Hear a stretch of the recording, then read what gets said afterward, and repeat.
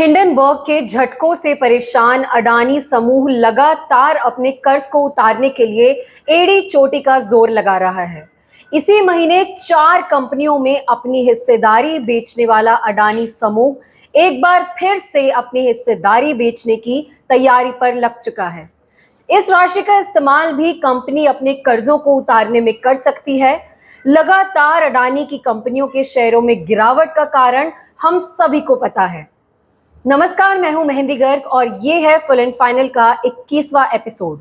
और आज बात करेंगे अडानी के शेयरों में लगातार हो रही गिरावट के कारण की और इन पर आई नई मुसीबत की।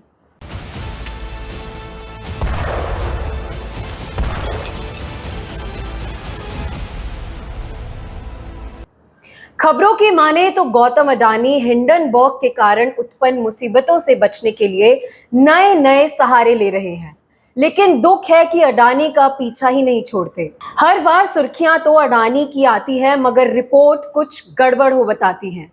हर रिपोर्ट में या तो मोदी और अडानी पर कोई तंज, या तो शेयरों में गिरावट, या फिर किसी कंपनी के बेचने की तैयारी।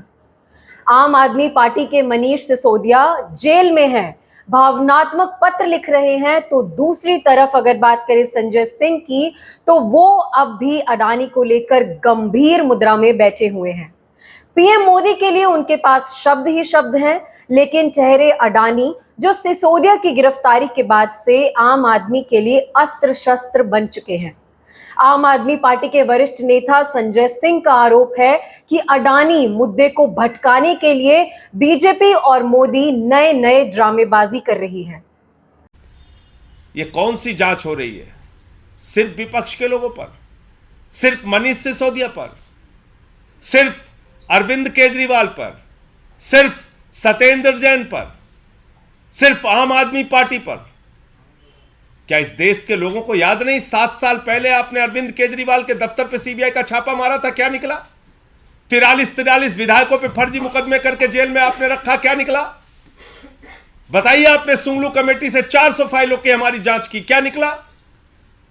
तो सिर्फ आप बदनाम करने के लिए झूठे मुकदमे लगाते हैं, झूठे आरोप लगाते हैं, जिसका ना कोई सिर है ना पांव है।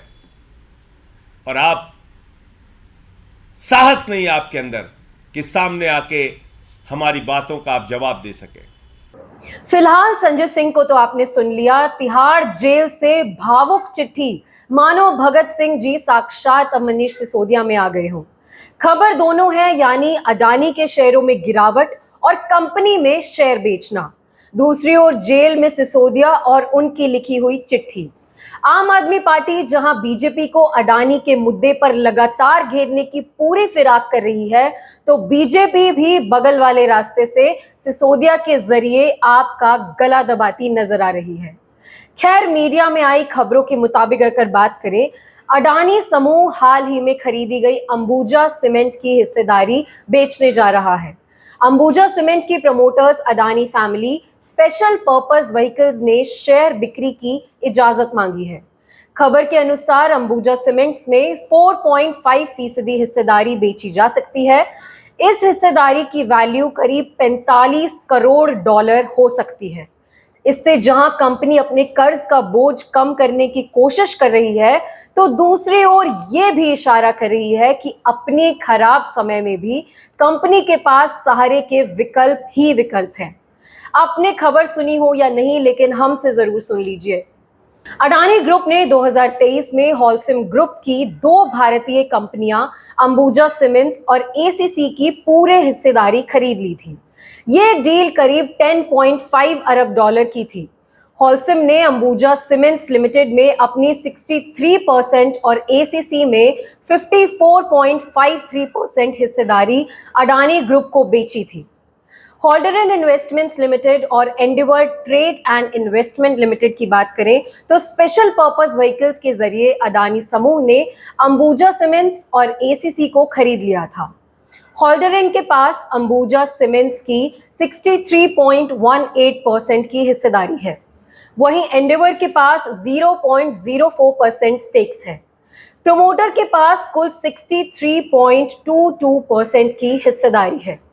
अगर ये डील आगे बढ़ती है तो संकट के दौर से गुजर रहे अडानी समूह की ये पहली संपत्ति बिक्री होगी। अडानी ग्रुप लगातार अपने कर्ज को कम करने की कोशिश में जुटा हुआ है।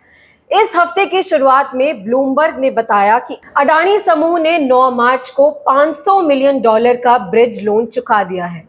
रिपोर्ट्स के अनुसार इस कर्ज को अडानी ग्रुप ने एसीसी लिमिटेड और अंबुजा सीमेंट्स लिमिटेड में हिस्सेदारी खरीदने के लिए लिया था। इससे अंदाजा लगाया जा सकता है कि फिलहाल अडानी को भी यह अंदेशा लग चुका है कि उनकी मुसीबतें अभी जल्द कम नहीं होने वाली हैं, नतीजन ये फैसले लेने पड़े हैं। अब एक नजर डालेंगे अडानी के बीते दिनों शेयरों के हाल और दिन पर दिन गर्त में जाने की कहानी की शुरुआत हुई कैसे उस पर। शुक्रवार को अडानी ग्रुप के शेयर 1.74% की गिरावट के साथ 378 पर बंद हुए।